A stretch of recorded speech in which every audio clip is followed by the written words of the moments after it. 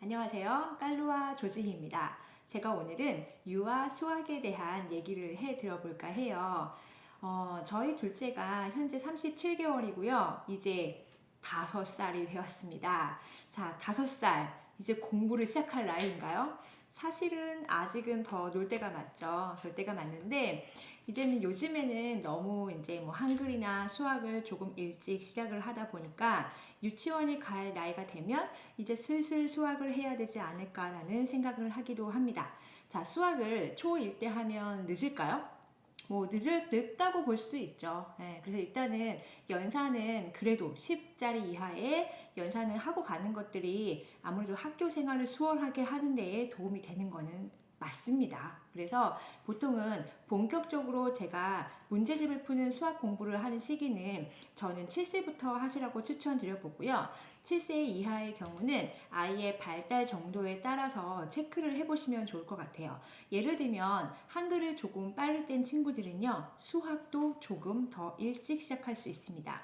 자, 수학은요, 문제집을 풀 때, 자, 한번 볼게요. 예를 들어서 자, 문제집을 풀 때 이렇게 유아 수학 같은 경우에는 보통 아이들이 한글을 잘 모르니까 어머니들에게 보통 읽어주실 거예요. 이렇게 읽어주셨을 때 아이가 잘 이해하면은 이렇게 넘어가는 경향이 굉장히 많죠. 자, 지금 이런 문제집 같은 경우에는 개념을 알려주기 때문에 부모님께서 설명해도 굉장히 좋다는 생각이 들어요. 하지만 정말 실제로 연산 문제를 풀거나 아니면 이제 문장제 문제를 풀 때 옆에서 어머니께서 문제를 다 읽어주시고 아이가 이제 뭐 말로 풀이를 한다던가 그림을 그려서 푼다던가 한다면 어쩌면 내 아이는 수학 공부를 제대로 하고 있지 않는 걸 수도 있어요. 이 얘기는 무슨 말이냐면 수학 문제는요. 아이 스스로 읽고 풀어야 의미가 있다는 얘기예요. 아이들 시험 볼 때 어머니께서 옆에서 문제 읽어주실 건가요? 그렇지 못하죠. 그렇기 때문에 실제로 아이가 스스로 한글을 읽고 문제를 풀 수 있을 때가 바로 수학학원을 갈 수 있는 그런 시기가 될 뿐만 아니라 문제집을 이제 풀 수 있는 시기라고 볼 수 있을 것 같아요. 그래서 한글을 빨리 떼면 수학도 빨리 할 수 있다는 게 아마 이런 것들을 의미하지 않나 싶습니다. 자, 그러면 내 아이가 3살, 4살, 5살인데 한글 모른다고 해서 그냥 내버려 둘까요? 그럼 안 되죠. 예. 우리 아이들은요, 지금은 교구 활용을 많이 할 때예요. 수와 양을 일치시키는 그런 훈련들을 많이 하는 것들이 도움되고요. 뭐 크기, 색깔 이런 것 같은 형태를 아는 것도 굉장히 중요하다고 봐요. 수학에는 다양한 요소들이 있잖아요. 꼭 수와 연산이 전부가 아니라는 얘기예요. 도형도 있고 측정도 있고요. 자료 분석도 있고요. 그렇죠? 굉장히 다양하죠? 그래서 자, 처음에 수학 시작을 할 때요.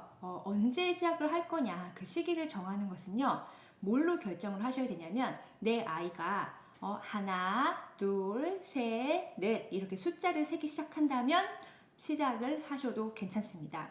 우리나라 수학이 조금 아이들이 수세기가 좀 어려운 편이에요. 어떤 거는 하나, 둘, 셋 이렇게 읽기도 하고 또는 한 명, 두 명, 세 명, 네 명 또는 1, 2, 3, 4, 5 그쵸? 한 마리, 두 마리, 세 마리, 네 마리 많단 말이에요. 이렇게 아이들은 굉장히 헷갈릴 수가 있거든요. 그래서 유아 때에는 최대한 실생활을 통해서 수학을 가르치는 것을 추천드려 봅니다. 그리고 가장 기본이 되는 것은요. 수의 기본 개념과 연산이겠죠. 그런데 지금은 연산을 뭐 1 더하기 1은 2야 이런 것들이 잘 통하지 않습니다. 자, 그러면 4세, 5세 때 할 수 있는 것들을 제가 조금 얘기를 해드리면요. 교구 수업도 도움이 될 수 있어요. 왜냐? 우리가 이렇게 반구체물을 직접 만져보면서 할 수 있기 때문이고요. 자, 그런데 교구도 만들어 보지만 어머니들이 원하시는 거는 또 문제집을 좀 하면 되지 않겠느냐, 학습지가 도움이 되지 않겠느냐 많이 말씀을 하세요. 즉 교구하고 지면 이 두 가지를 같이 동시에 병행한다면 굉장히 효과적으로 아이가 수를 익힐 수 있다고 제가 말씀을 드리고 싶습니다. 자, 우리 아이들은 지금 현재 교구를 가지고 다니고 있습니다. 어떤 교구를 가지고 다니고 있죠? 바로 열 손가락이죠. 그래서 이 손가락을 저는 잘 활용했으면 좋겠어요. 어떤 분들은 그래요. 이거 손가락 아이를 셈하고 있으면 너 그거 언제까지 할 건데. 근데 이 손이야말로 많이 써본 아이가요, 이 수치기가 머릿속에 딱 들어가거든요. 그래서 처음에는 아이가 6세 이하 때는 손가락을 자유자재로 쓸 수 있도록 내버려 두셔도 좋습니다. 자, 그러면은 제가 문제집 한 권을 추천드려 볼게요. 뭐 교구 수업을 해줘라고 하지만 뭐 그 얘기는 제가 다음 영상에서 또 얘기를 해 드릴 거고요. 꼭 교구가 아니어도 우리가 이렇게 기적의 유아수학 같은 이런 문제집을 통해서 여기 나와 있는 개념을 교구로 반고체물을 가지고 설명을 해줘도 아주 좋지 않을까 생각해요. 꼭 비싼 교구, 뭐 몬테소리나 프레벨이 있어야 아이가 수학을 잘하는 게 절대 아닙니다. 한다고 수학을 잘하지 않습니다. 그렇기 때문에 어떤 도구로서 활용한다는 것 뿐이지 꼭 그것을 사야지 내 아이가 수학을 잘하고 이러는 건 아니라는 거고요. 가장 중요한 건 뭐냐면 개념을 설명해 줘야 된다는 얘기예요. 보통 4세, 5세 때 많이 시작하는 문제집이 아마 이 두 권이 아닐까 해요. 많은 분들이 또 팩토라고 생각을 하시는데 팩토는 이 다음입니다. 그래서 우선은 기적의 유아 수학이나 이렇게 생각하는 유아 수학을 먼저 접근을 하게 되는데요. 재미는 둘 다 있습니다. 둘 다 있고요. 개념을 설명하기 가장 좋은 교재는 전 사실은 이 교재만한 게 없다고 생각이 들어요. 물론 뭐 원리셈 교재도 있고 하지만 그 교재들은 조금 더 이후에, 그러니까 가장 처음에 수체계를 잡기에 좋은 교재가 아닐까요? 이 책이 나온 지요 굉장히 오래됐더라고요. 한 10년 가까이 됐을까? 굉장히 많아요. 그래서 요즘 트렌드에 뭐 맞지 않는 거 아니냐? 아니에요. 수학이 변하나요? 변하지 않아요. 그렇기 때문에 이 책을 활용하셔도 좋다는 생각이 듭니다. 자, 그러면 현재 5세가 되었다면 자, 이 책을 한번 활용을 해볼까요? 현재 지금 1단계는요, 이렇게 두 권으로 구성이 되어 있어요. 두 권 구성이 되어 있고, 처음에는 우리가 1부터 10까지 아는 게 아니라 1부터 4까지를 배우게 됩니다. 그래서 여기 보시면요, 이 책 안에는 뒤에 CD가 있어요. 이 CD를 활용을 안 하시면 안 되고요. 많이 들려줬으면 좋겠어요. 이렇게 동료가 입에 착착 붙으면 아이들이 수세기도 조금 쉽고요. 수학 개념도 쉽게 알 수 있다는 장점이 있거든요. 그래서 이 책을 처음 보시면요, 앞에 인트로 부분에 이 책에 대한 설명이 굉장히 잘 나와 있어요. 이 부분은 반드시 꼼꼼하게 보셔야 합니다. 많은 분들이 이제 이렇게 그래요. 이거 너무 길도 많고 무슨 말인지 잘 모르겠고 꼭 이렇게까지 알아야 하나요? 엄마가 알아야 선생님을 이기죠. 그쵸? 엄마가 알아야 해요. 그래서 여기 있는 부분을 꼼꼼히 읽어보시면은 어떻게 개념을 구체화시키는지 아마 딱 보면 아실 수 있을 거예요. 그래서 이 책을 먼저 보시고요. 이게 가장 제가 보기엔 유아 때 가장 저렴하게 할 수 있는 학습 방법이 아닐까 합니다. 그래서 여기 처음에 나오죠. 뭐 노래도 나오고요. 스티커 붙이기도 있어요. 그래서 이런 것들도 아이와 함께 즐겁게 활동을 했으면 좋겠다는 생각이 들고요.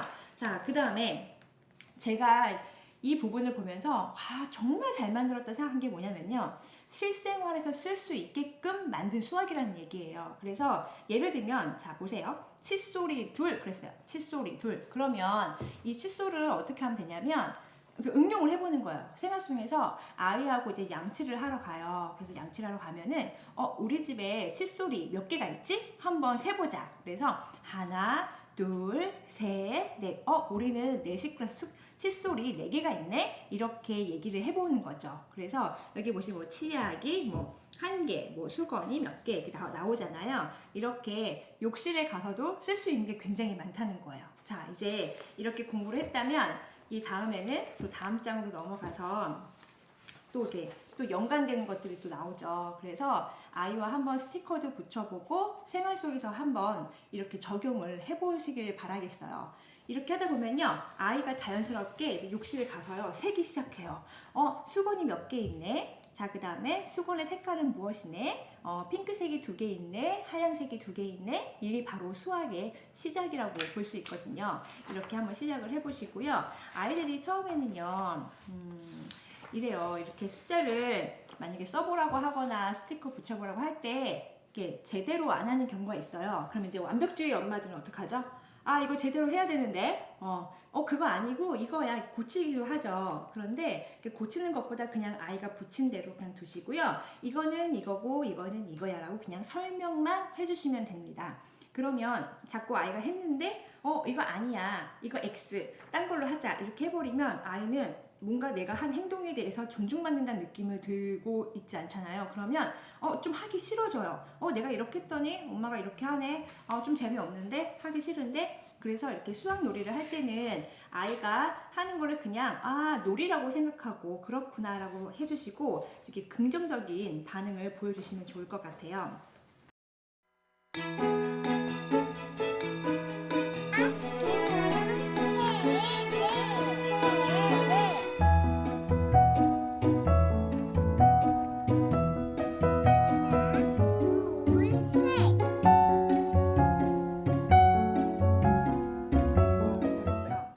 잘했어요. 자, 그 다음에 이렇게 생각하는 유아 수학 얘기도 좀 해드릴게요. 이거는 시미스에서 만든 교재이고요. 이렇게 보면은 되게 재미있다는 느낌이 좀 들죠? 자, 그래서 사실은 넘겨보면요. 이렇게 나와요. 사고력 수학에 보시면은 뭐 그림을 분석해서 다른 거를 찾으시오 이런 문제들이 나오는데 생각보다 어렵습니다. 아이들은요, 이렇게 관찰력이 좋은 친구들은 뭐 금방 해낼 수도 있지만 좀 어렵기도 해요. 이렇게 사고력을 관장하는 부분이 아직은 잘 발달되어 있지 않기 때문에 연습을 하면 됩니다. 사고력은요, 자꾸 이 두뇌를 자극을 시켜줘야지 발달하는 거예요. 그냥 내버려 둔다고 사고력이 절대 커지지 않습니다. 그래서 이런 학습지들은요, 매일매일 하는 것보다는 저는 일주일에 2번 정도 하는 거를 추천드려요. 그래서 뭐 월요일, 금요일이라든지 화요일, 목요일이라든지 한 15분 정도 시간을 두시고요. 15분 동안 아이하고 즐겁게 놀아준다는 생각으로 우리 한번 엄마랑 한 2장 해볼까? 이렇게 하시면 좋겠죠. 제가 지금 여기에는 교재가 없는데 또 하나 추천드리고 싶은 거는요. 기탄 사고력 수학입니다.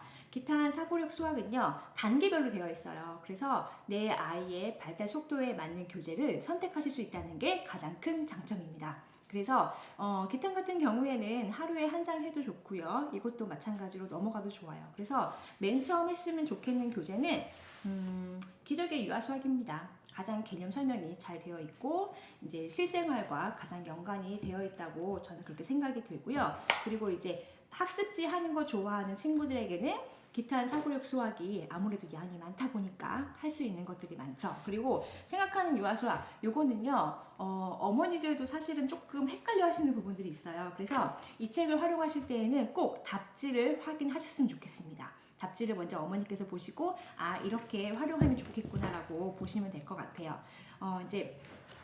그래서 이제 스티커도 한번 붙여보고요. 이렇게 재미있게 수학하고 놀아보면 어떨까 합니다. 자, 교구도 중요하지만 지면도 함께 병행하면 효과적으로 수학을 잘 할 수 있습니다. 물론 빨리 시작한다고 잘하는 건 아니지만 이렇게 어릴 때 이렇게 자극을 받는 건 되게 중요한 것 같아요. 이런 게 수학이구나. 이게 숫자구나. 그래서 집에 1부터 10까지 수를 세는 연습들을 해봤으면 좋겠다 생각이 들고요. 그 다음에 수를 가르고 모으는 활동도 이어서 하면 굉장히 좋겠죠. 자, 그러면 다음 시간에는 이 다음 교재를 활용하는 방법들도 알려드리겠습니다. 감사합니다.